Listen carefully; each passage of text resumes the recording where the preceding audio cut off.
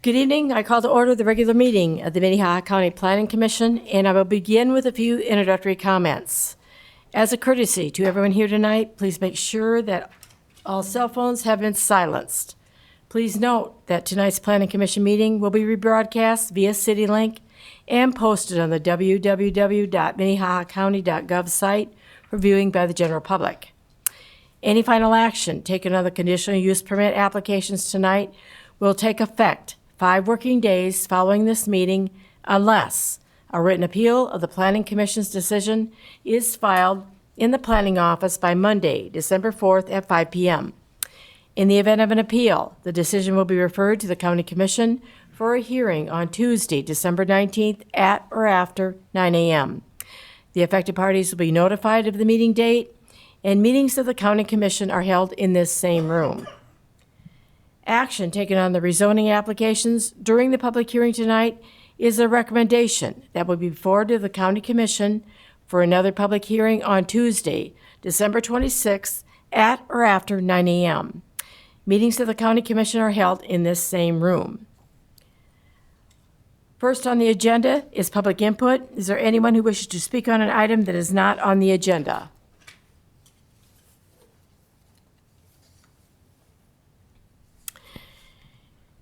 At this time, the Planning Commission will consider the consent agenda. Items on the consent agenda are perceived to be non-controversial and meet all of the requirements of the codes and regulations. The consent agenda will be acted on in one motion with no public hearing on the items unless a member of the public, the commission, or staff requests the item be removed from the consent agenda. The minutes from the October 23rd, 2023 meeting are included in the consent agenda. Next, I'll read each item of the consent agenda and ask if there are any issues or comments from the Planning Commission or the audience. And if any member of the Planning Commission or the audience would like to be heard on the item, please raise your hand and the item will be moved to the regular agenda to allow you to address the Commission later in the meeting. Any items remaining on the consent agenda will be approved by the Planning Commission with the conditions recommended by staff. Item number 1 is the approval of the minutes of the October 23rd, 2023 meeting.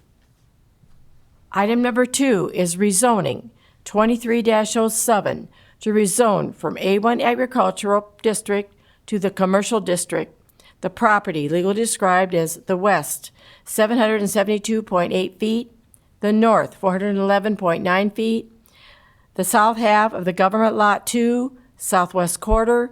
There is an exception of H-3, end of exception.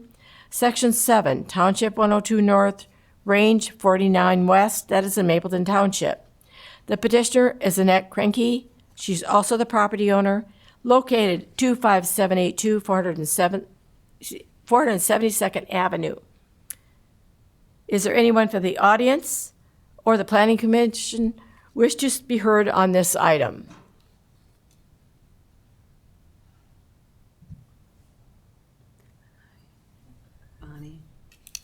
The gentleman in the back.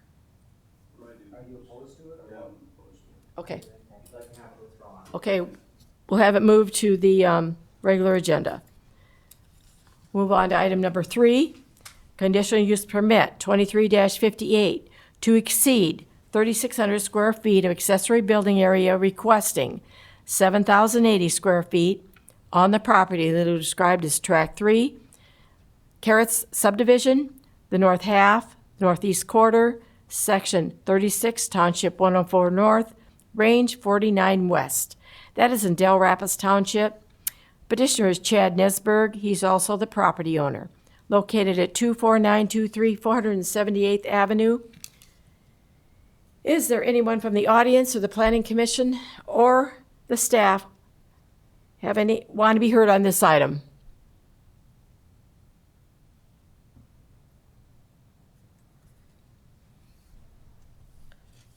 Item number 4, conditional use permit 23-59 to allow a motor vehicle sales on the property legally described as lots 5 and 6, block 4, Rowena, original section 26, Township 101 North, Range 48 West. That is in Split Rock Township. The petitioner is Mitchell Whitfield. Property owner is F&K Assam Family LLC, located at 48271 Highway 42. Is there anyone from the audience or the staff or the Planning Commission wish to speak to this item?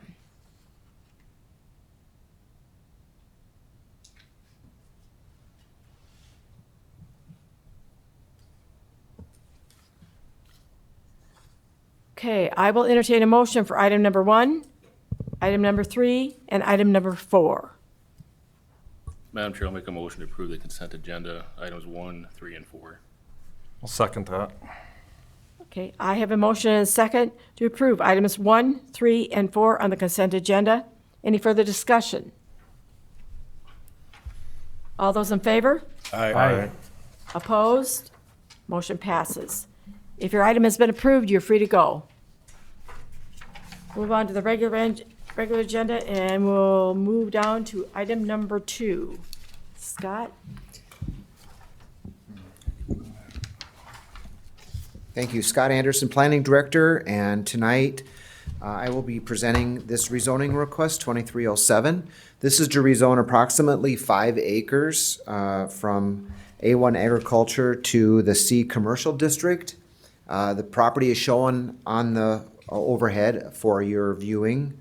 There currently is a residence there, and if you're not familiar with where this is located, commonly called the Crooks exit, this would be at the northeast quadrant of the Crooks exit. So directly south of this, there are existing mini storage units, and also directly to the west, there's also mini storage units. This area has been developed into commercial uses over the past 10 years or so. The area, as I indicated, there is existing commercial and industrial zoning located at the intersection, and this proposed zoning would expand that commercial use further to the north. The Minnehaha County Comprehensive Plan, the Envision 2035, it encourages commercial uses at interstate interchanges and high traffic intersections. Such uses should be developed in a nodal pattern and geared to support highway users. And this property meets that criteria. It is an expansion of that commercial node that is already at the Crooks exit. This property has access directly onto County Highway 133. And any changes to this property to the access would need to be approved by the County Highway Department. And also of note, in the staff report, I have indicated that because Highway 133 is hard surfaced, that any future development of this property in a commercial or industrial use would require the driveway and parking areas to meet our hard surface requirements of Article 15 of our zoning ordinance. So based on all those issues and the fact that it meets our policy for where we want to see commercial and industrial development to occur, staff finds that the proposed rezoning request conforms with the goals and policies of the Envision 2035 comprehensive plan, and we are recommending approval of rezoning 27-03 to rezone the subject property from A1 agriculture to C commercial. And I have a couple of slides we can go through. This is looking at the house. You can see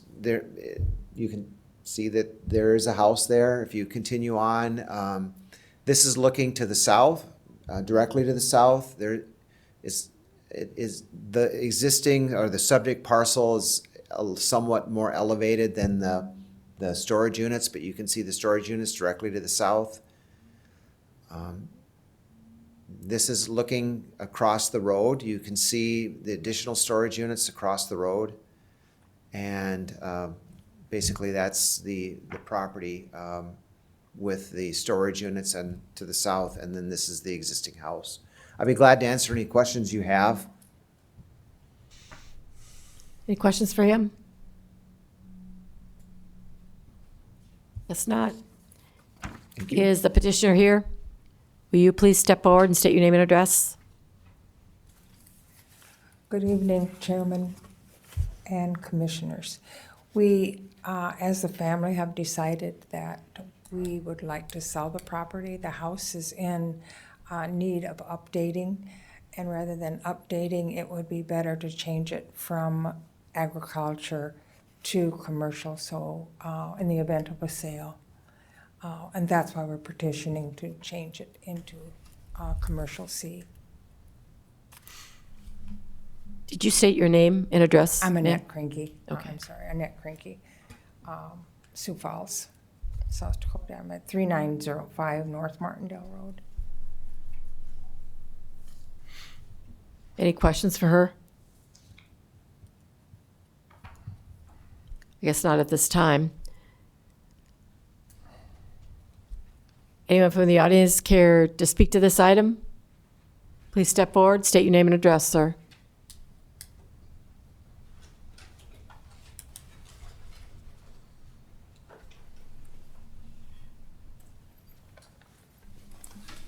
Hello. Okay. My name is Steve Wright at 25772 472nd Avenue in Renner. And I don't really have much to say. I just don't want my property values to go down. That house you see right next door is mine. So I don't know what they're going to put there for commercial or whatever, but just want to retain my property values is about it. So, questions? Any questions for him? It's not. Anyone else in the audience care to speak to this item?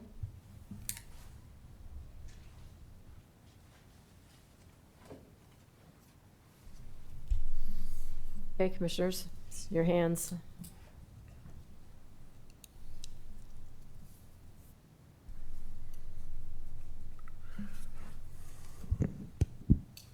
Madam Chair, Ryan? I don't see this getting changed affecting the property value at all, and it has a fit with all the surrounding buildings all the way around it, so I would make a motion to approve this permit. Yeah, yes, Madam Chair. I agree with what Ryan stated. There's always fear of the unknown. I mean, there is probably some ambiguity in not knowing that what's intended for that parcel. But knowing that this isn't the first, parcel to change in that area to commercial, and it's already a budding commercial property, I guess I too support this, so I'll second Ryan's motion. I have a motion and a second on the floor to approve this rezoning 2307. Any further discussion? All those in favor? Aye. Opposed? Motion passes. We'll move on to old business.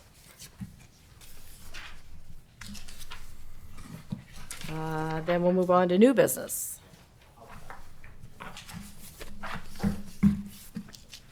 So tonight we'll have a short discussion on the work that Kevin and Mason have done on our updating the comprehensive plan. As you know, we are initiating the process of our comp plan update, and I'll have Kevin and Mason give a presentation on the first amount of work that we have done, and then hopefully further chapters will be coming in 2024. So turn it over to them. Thanks.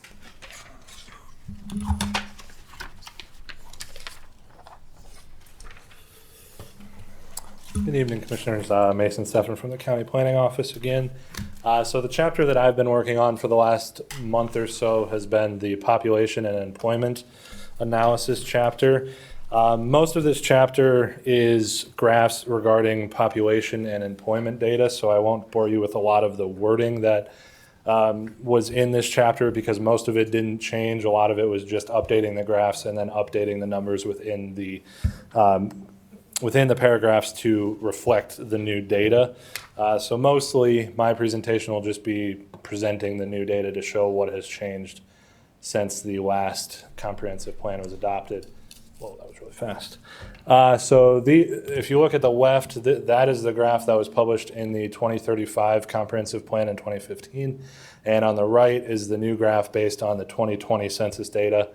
It's probably a little hard to read. I wanted to have them on the same page so we can compare them side by side. But as you can see, the population projections haven't changed really all that much. The total county population has projected, the lower level projection has projected to go up slightly. I believe the low projection for the county as of now is 240,000, and in 2015 it was 230,000 roughly.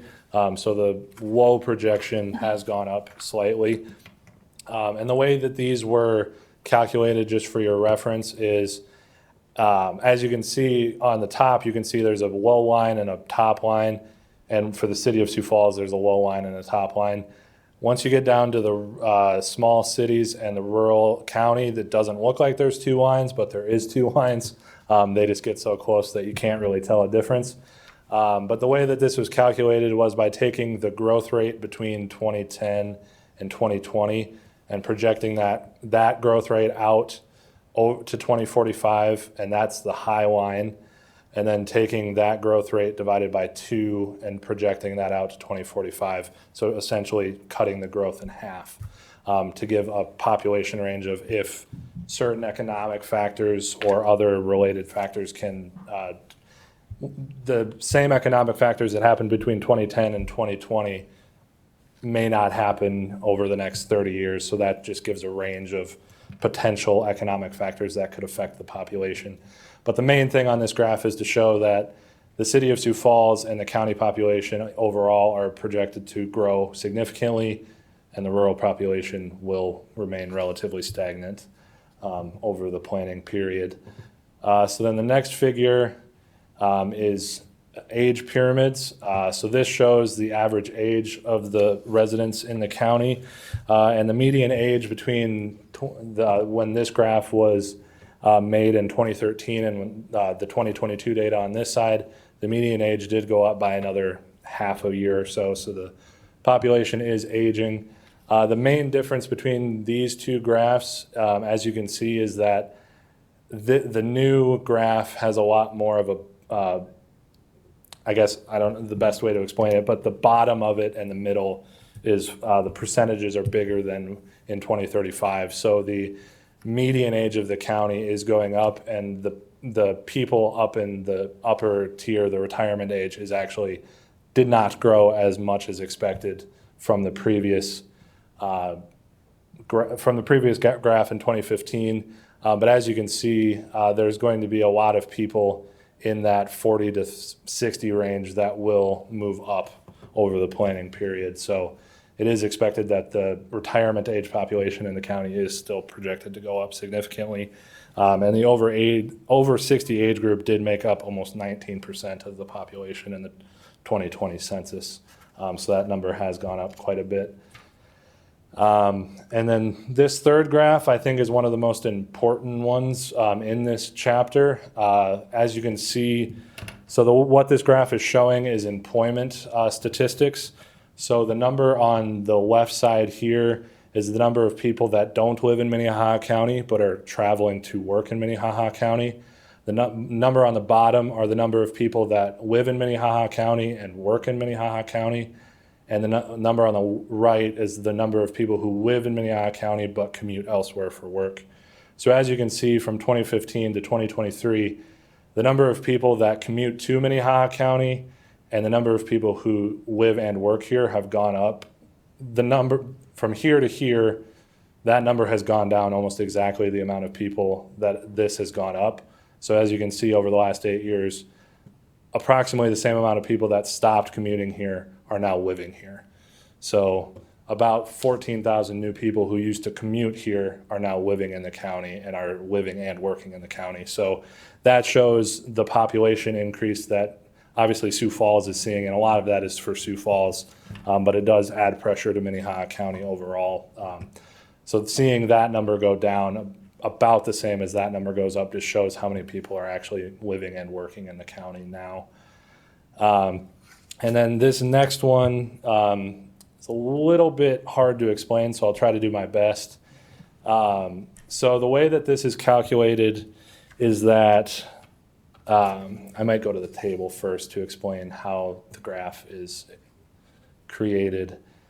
So if you look here, this is Minnehaha County employment data for different departments, or I guess sections of the economy. So the number of people in that section of the economy in 2012 and in 2022, so those numbers are all listed there.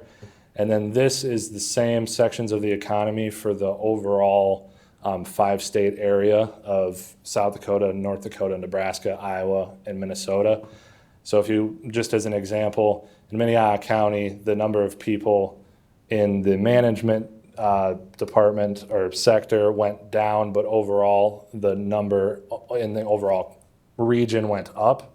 And so the point of this is to compare Minnehaha County's employment in a sector to the overall 5-state region to see how we're competitive with the 5-state region for these specific sectors of the economy. So if I go back up to the graph, anything between this dashed line and this dashed line, so pretty much most of the sectors, there are a few outliers, as you can see. Government, there's a lot. You always need government, so government's is always a little bit farther where we're meeting the demand more than what is necessary. But everything in between here is the core part of our economy. Specifically, there are a few like arts, entertainment, recreation, healthcare, and social assistance, professional, scientific, and technological services. So essentially everything in here, the number of people working in that sector in the county is meeting the need of the county, is what that number means. And if it's back here, that means that the number of people working in that sector in the county is not meeting the needs or not comparable to the 5-state region, so not meeting the needs of the county. And everything over here, which isn't very much, is exceeding the needs of the county and would be an exporter to the 5-state region. So there's a couple of them here. I believe that green one is, man, I cannot read that. That is very small. Arts, entertainment, and recreation. Yeah, that green one and the wholesale trade and all of those ones on the farther right side of the graph are the economic sectors that are doing the best in Minnehaha County. And if they're farther above that 1.25, that typically means more people are in that sector in the county than what are needed, and people may be leaving the county for work. So yeah, I guess I'll go down here. One note I will make is that the farm data for 2022 has not been published yet by the USDA for their ag census, so that will be published in March of next year. So this 2022 number that's in here is actually the 2017 ag census, just as a reference. But all the other numbers are updated to 2022, just that 2022 South Minnehaha County's farm number will change slightly between now and the adoption of the comprehensive plan update. But other than that, that's essentially all the updates that I've been working on, a lot of graphs. If you have any questions on them, I'm available. But Any questions for him? Madam Chair, Go ahead, Joe. just on just general population questions, what were your sources for that? Are you using U.S. Census projections or your own projections? So the population projection graph is based on the census in 2020, and then everything else before 2020 is the 10-year censuses, and the projection is based on that growth rate that I explained. So that growth rate is my calculation, but it's based on how the census does their own growth rate model. So it's essentially the actual calculations I did myself, but it's the same way the American Community Survey does their 1 and 5 year projections, just at the county level. 'Cause, so obviously the solid line is real data and historical data, then the dashed line is future projection. Yep. Does it give you any pause that the slope of your line is quite different? As in the dashed line really, Oh, yeah, really yeah, levels yeah. and So- plateaus off at Sure, a slope so- rate much Yeah, different? just like Kevin said. So this is from 1890 to 2020. This is from 2020 to 2045. Okay, so So that's at only a 25 scale year issue. That's a Okay. 130 year span. That's a Okay, 35 so it's kind of year a span. optical illusion of the scale. Okay. Yeah, and that I did it this way to keep it consistent with the 2035 graph, or the 2015 graph. Yeah, I guess there's not really the only way to really change that would be as if we started in 2020 and didn't have the historical data, because in order to fit the historical data on there, you have to kind of have it that small. So yeah, that first portion is spanning 130 years and the dotted portion is only spanning 35.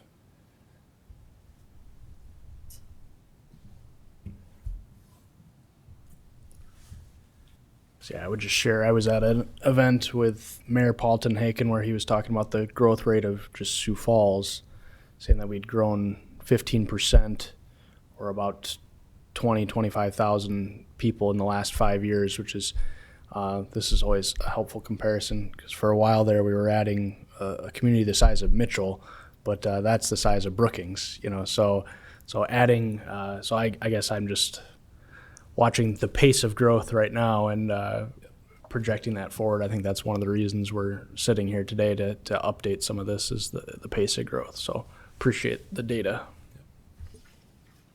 And I think that number does sound right because I think 16.6% I think is what I had. So for the county, so overall, so with the city of Sioux Falls and the other small counties, that sounds about right.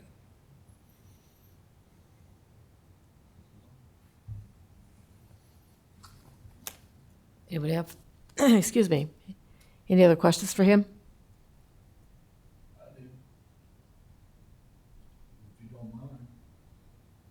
This is primarily a presentation. This is just a presentation for the staff. So the growth rate is from 2010 to 2020. So I guess I did not calculate what the growth rate was for because we have census data. So calculating the growth rate before 2010 wasn't necessary because you don't have to project. The growth rate is in order to project forward to years we don't already have data for. Prior to 2020, we have census data that you can just use for every 10 years. So. How old is Sioux Falls? Sir, this is just a presentation for the commissioners. Well, it's a public meeting, right? I don't get to ask questions. I guess that's a no.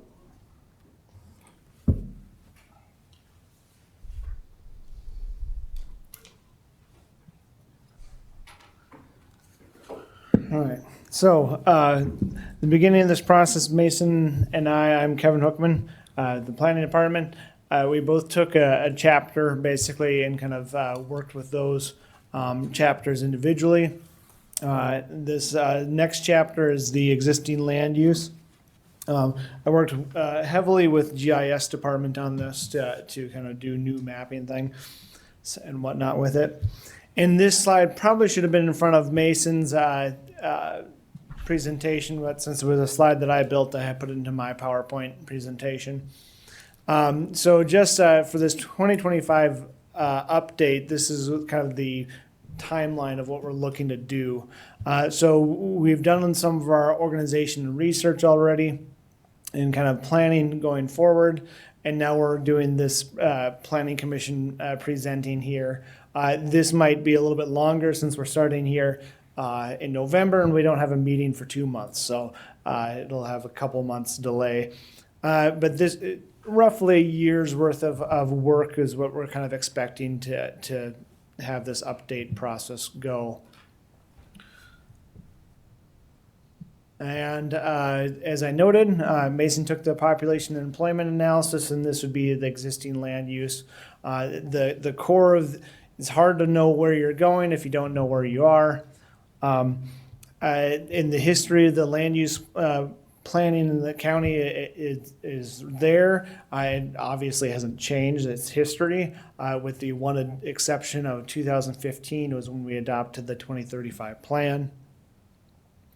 But we have had planning all the way back to 1966. So on page, I will also point out, I did print out little handouts for you, and this would be the kind of updated version of the chapters. What I'm presenting to you is largely the changes and highlights of what would be done in the chapter. And on page 16 is this chart here that gives you the land use categories and the changes over the years. And through the highlights here, on this column here, I have 2015 number of acres in the county and 2023 number of acres. A lot of these changes have were calculated from equalizations data and planning data. And I'll point out a couple spots where land use changes might not necessarily mean the land use change. It might be a coding change that was put into the data that changed how it was interpreted. But you'll see here, I'll highlight in the 2015 to today, nearly 900 acres of years per year have been annexed into the city Sioux Falls, or excuse me, incorporated areas in general. So that includes Sioux Falls, Baltic, Hartford, all those places. And so this is the second part of that chart. And you can see that 900 acres per year for that. The overall ag area of the land decreased 9,651 acres since 2015. So that's let's see, I have that written in here. Approximately 1,000 acres a year, so a little bit. Most of that decrease in ag land is created by annexation. So I will caveat that once something is annexed, it doesn't mean that it's immediately converted into out of agricultural production. But once it's annexed, it's no longer in our books and is going to be ready for development very soon. So that's why we have that 900 acres per year decrease in ag land. Other highlights, I will note that for classification change, like commercial and industrial, these changes were likely due to that coding thing, because the amount of acres here matched pretty closely to the amount of acres here, just moved over in different location. So you'll see that there is a slight decrease in the total non-residential or commercial industrial mining. A couple of mines have went back off of mining, have been converted back to ag land, and also a number of commercial industrial areas have also been annexed. So that was probably the cause of some decrease there. I would also point out, let's see, state parks. That was one change. Next slide.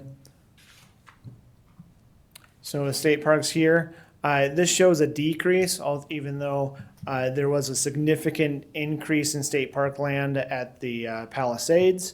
The decrease is also, again, probably a coding thing, where everything in the past that was owned by the game fishing parks was classified as a state park. It wasn't done that way this year because of the codes that were calculated. But it should be noted that, yes, state parks are here, and Palisades have increased to add camping and quite a bit of space to their park. Other than that, a lot of things have kind of stayed the same. Government lands, that was another coding thing. The city of Sioux Falls owns quite a bit of land in the county. Most of the city of Sioux Falls land is there for water wells. And that was classified this time because the coding as other government lands. So if the city owned a quarter section, 160 acres, primarily for the purpose to put a well on it, well, you have 160 acres now that is other government land, but it's still probably agriculture overall use. I guess I can ask if there's any questions directly about that before I move on. All right. What was on parcel land? What does that mean? I can maybe even show you on the map here a little bit. So on parcel lands, so most of the lakes in the county are not parceled out in the GIS data. It's just kind of a gap in the data. So if there's a lake, it's probably unparceled. There's also every highway and road is not incorporate are part of a parcel. And that makes up quite a bit of space when you add it all together. But the map overall hasn't changed the biggest or too much. One of the biggest changes you'll see is that this is the 2015 map. And when you switch it over to the next map, you see the city's gotten bigger. All of them, not just Sioux Falls. Crooks has this place here. Hartford has annexed down south a lot further. Del Rapids has had some annexation. Baltics has had annexations. Brandon as well. But there's been also a number of more farmsteads. So that would be a agriculturally productive property with a residence on it is a farmstead. So these kind of pale yellow, there's a handful more dots of those. Presumably people building houses on land and maybe moving on to a different part of their farm. So they're now two kind of farmsteads, so to speak, or next generations moving out to the land that's causing that to happen. So yeah, that would be the new map. Just to hit up some ag development trends. Overall, ag is still the dominant land use in the county. Since the 2035 adoption of the comprehensive plan, there's been more dairies and more hog barns permitted. So overall, there's still that demand, there's still that need for that. There's also an increasing a need for workforce housing. So some of these large dairies and other operations need that extra space to house their employees close to the farm where they don't have to have the potential delay or the incapability of reaching to the farm when the cows need to be milked, for example. So residential development trends. The unincorporated area of the county has approximately 16,000 people. So that'd be the size of Mitchell. As you pointed out, the county overall is growing a lot, but the unincorporated area being a very large amount of people in itself for South Dakota. The whole county has 12,000 housing units, increase above the 2010 census. So there is more housing going on. The unincorporated area of the county has 6,178 housing units. Since the comprehensive plan, that also includes 342 housing units since the last adopted comprehensive plan. And this shows that graph here. So this would be the total new housing units. Density zoning was adopted in 1988. Firm records were started getting kept in 1990. And you can see kind of this trend, this arc, and then more of a flat pattern, maybe a slight rise since the housing crisis in 2008, the recession.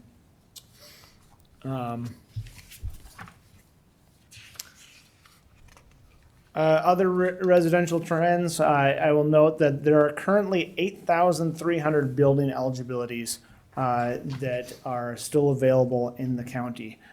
So if Anybody who has one starts selling them off, and the county gets developed. There's still plenty of development that is capable in the county. At the current rate, the building eligibility use is maintained through 2045. Another 1,000 building eligibilities will be used for development by that time.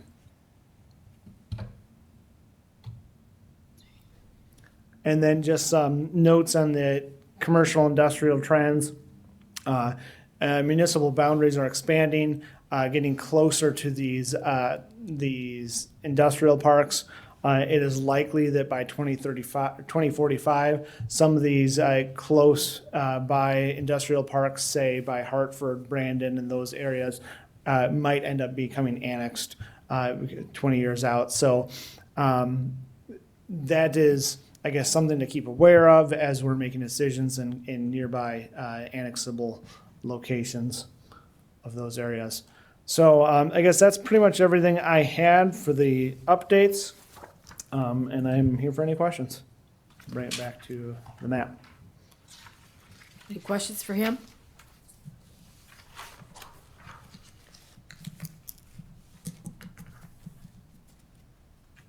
I guess not. Good information Thank you. from both of you. Thanks. Thank you. And Thank we'll you start very working much. on more chapters and hopefully have some in soon.